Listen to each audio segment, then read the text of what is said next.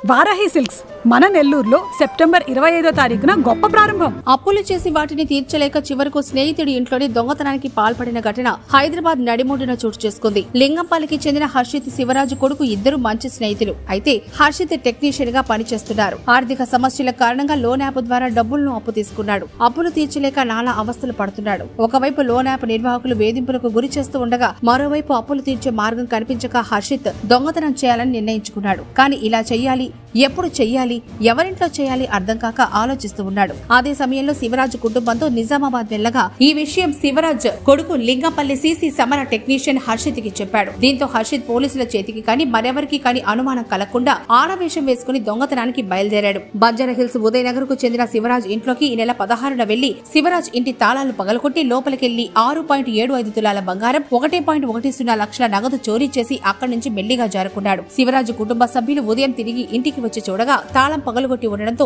దొంగలు పడ్డట్లుగా గుర్తించి వెంటనే పోలీసులకు ఫిర్యాదు చేశారు. అయితే దొంగతనానికి సంబంధించిన దృశ్యాలు అక్కడున్న సీసీటీవీ ఫుటేజ్ లో రికార్డ్ అయ్యాయి. పోలీసులు వాటిని ఆధారంగా చేసుకుని హరీష్ ఇంటికి వెళ్లి ఆరా తీయడంతో ఈ దొంగతనం వ్యవహారం కాస్త బట్టబయలైంది. దీంతో పోలీసులు వెంటనే హరీష్ ని అదుపులోకి తీసుకుని కేసు నమోదు చేసుకుని దర్యాప్తు కొనసాగించారు. లోన్ యాప్ అప్పులు తీర్చేందుకు హరీష్ ఆడవేషంలో స్నేహితుడి ఇంటికి వెళ్లి దొంగతనం చేసినట్లుగా నిర్ధారణ అయింది. హరీష్ వద్ద నుంచి 6.75 తులాల బంగారం, 85,000 నగదు స్వాధీనం చేసుకున్న పోలీసులు నిందితుడిని రిమాండ్ కు తరలించారు.